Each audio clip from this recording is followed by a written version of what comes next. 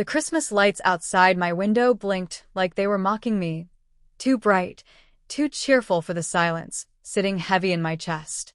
I swirled the last of my red wine, watching the reflection of the tree in the glass. It looked perfect, everything did. The fireplace glowed, the garland was draped just right, and soft carols played from the speakers I once couldn't afford.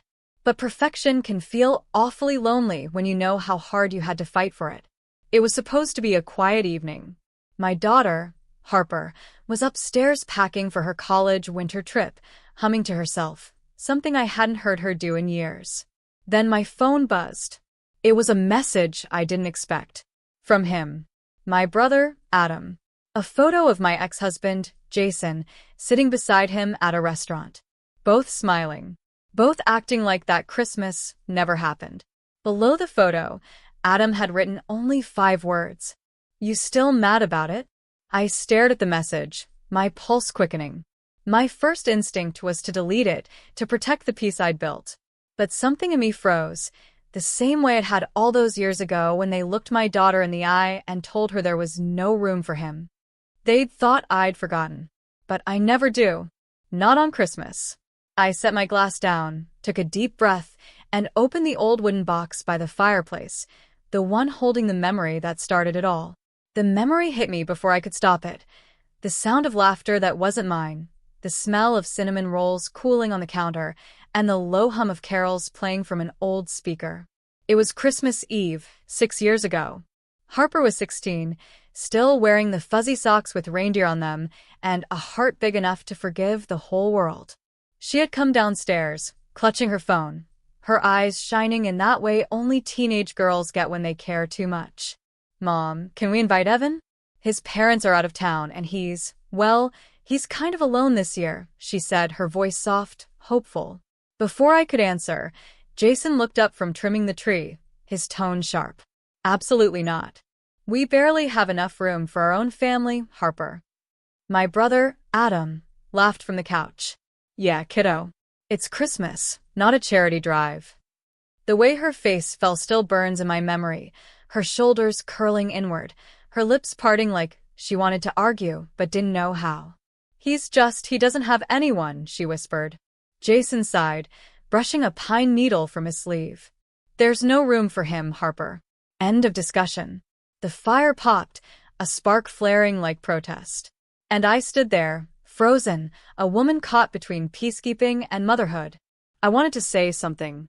I wanted to defend her, defend that boy. But my voice stayed trapped behind years of pleasing everyone but myself.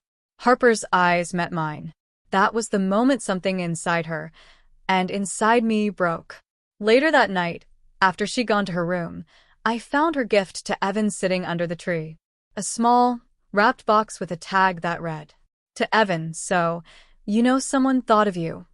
I sat on the cold floor, that box in my lap, and I heard my grandmother's voice in my head, as if she were standing right behind me.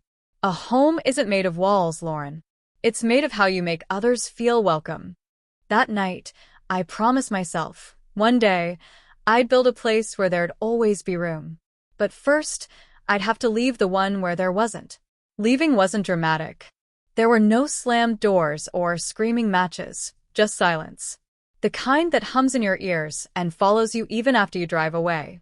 Harper and I packed what we could fit in my old SUV, 2 suitcases, her guitar, and that little wrapped box she'd never gotten to give Evan. We drove through the snow that night, headlights cutting through the white like we were tracing our way into a new life. For a while, everything was survival. I worked 2 jobs, a receptionist by day, waitress by night. Harper helped with dishes after her homework, humming Christmas songs in July because she said it made her feel warm again. Then, one day, a woman named Martha Green walked into the cafe. She was in her 60s, dressed in red wool and confidence. She asked for coffee and pie, and somehow conversation. She was the director of a local outreach center, a place that helped homeless families during the holidays. When I mentioned Harper's old dream of helping people like Evan, Martha smiled. "You should come by," she said. "We can always use someone who understands what alone feels like."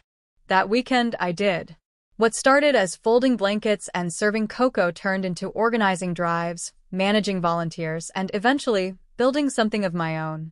With Martha's mentorship, I applied for a small grant, then another and another. The first time I signed my name on a lease for an old church building that we turned into a shelter, I cried. Not because I was scared, but because I could finally breathe. The walls smelled of cedar and paint, and every night when I locked up, I'd whisper, "There's always room." The name stuck. Room for all. It started small, a few beds, a kitchen, a tree in the corner during Christmas. But word spread. Families came. Kids laughed again. Harper helped me decorate that first year, hanging her reindeer socks above the fireplace like a symbol of everything we'd lost and everything we'd built. People started to notice. Donors, sponsors, local news channels, they called me the woman who turned pain into purpose. I smiled for cameras but kept my story private. No one knew the reason behind the name or the faces behind my silence. Not Jason. Not Adam. Whenever they reached out, polite, shallow texts, "How's life?" I'd reply with short, careful words. I didn't post pictures of the shelter. I didn't talk about the gala invitations or the awards. I didn't need their validation. The laughter in the halls, the warm meals shared, the hands held through tears, that was enough.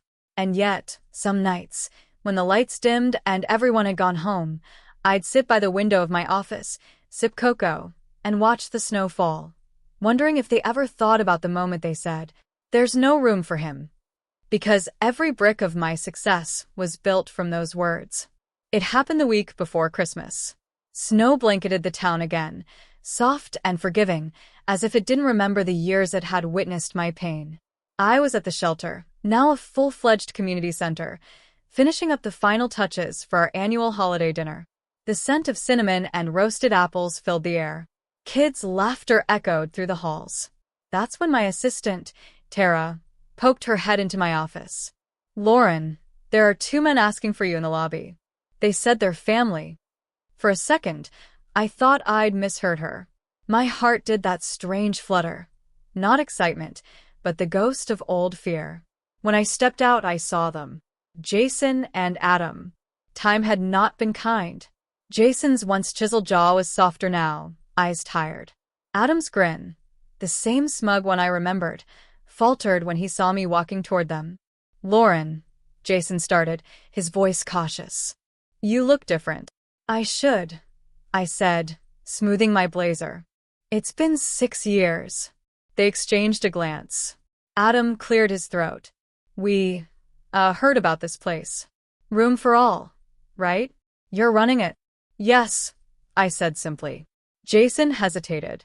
We need your help. Things haven't been good. The business closed. Adam lost his contract. We thought maybe." He gestured around, eyes darting across the hall at the volunteers, the photos, the decorated tree. "Maybe you could put in a word with someone. Help us get back on our feet." I studied them for a long moment. The men who once told my daughter there was no room for kindness, for compassion, for someone who had less. "Funny," I said softly. "I seem to recall you saying there was no room for someone once." Adam winced. "Lauren, that was years ago. We were just being yourselves," I interrupted gently. "I know."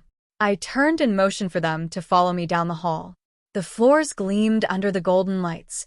Children's artwork lined the walls, drawings of families, homes, hearts.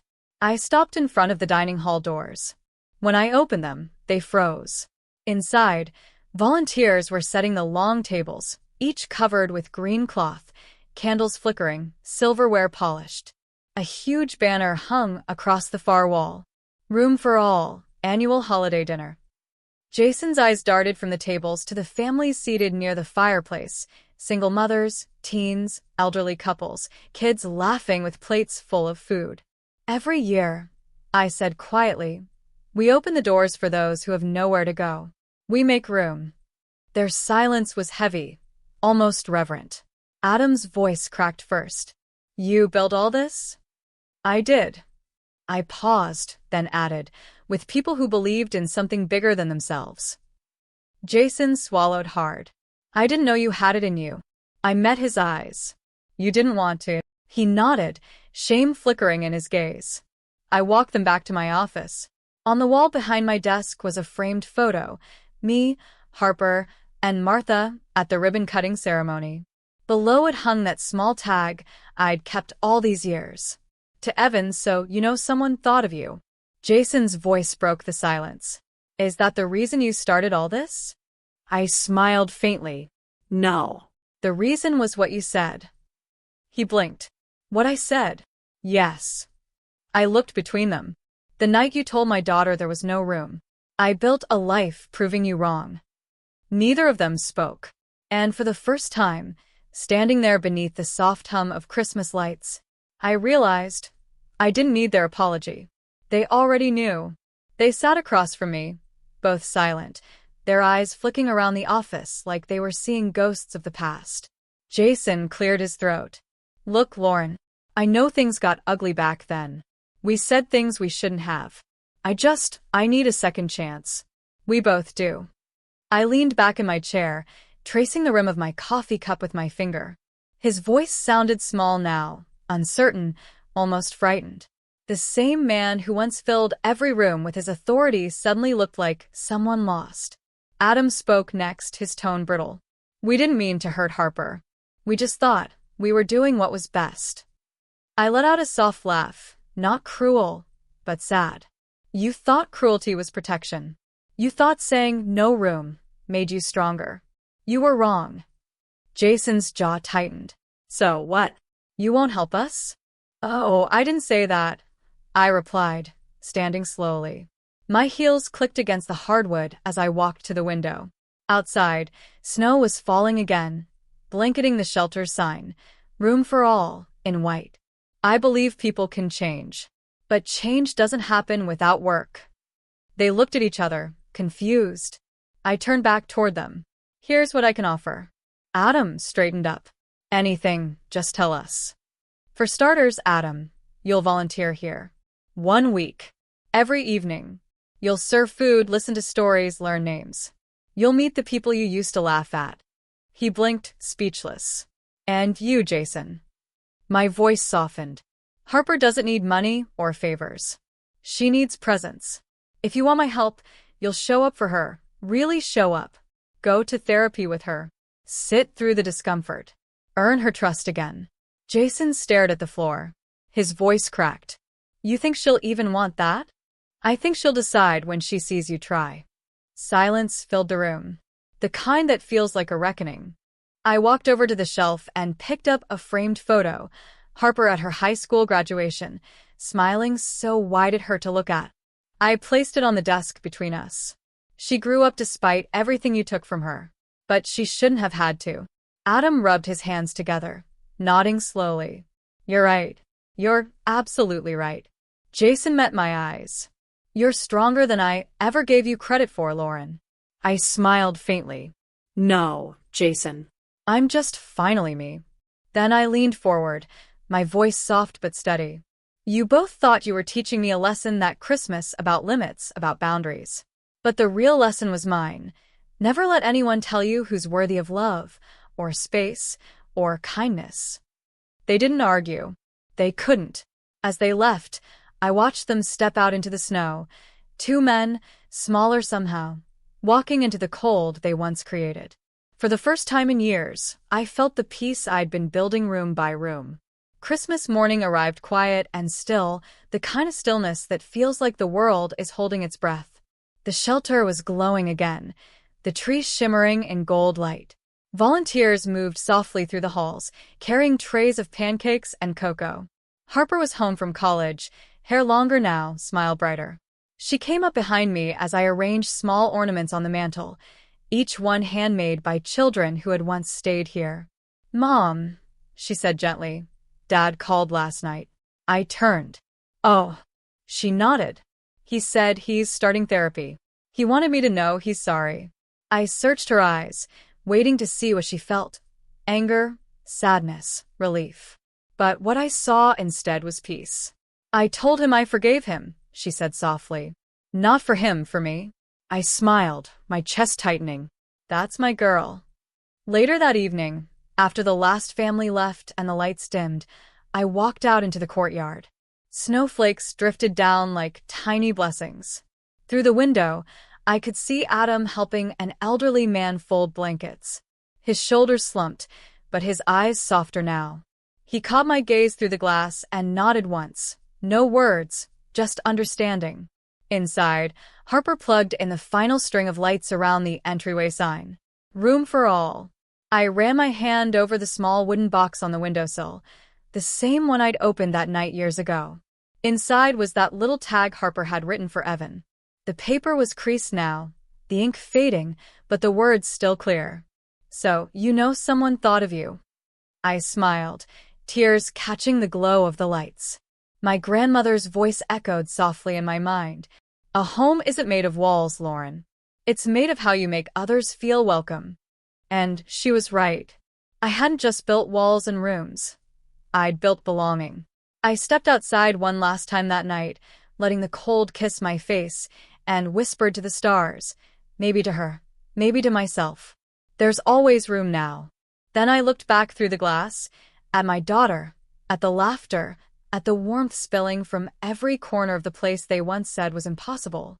And I realized something that would stay with me forever. The room they once denied was never theirs to give. It was mine to create.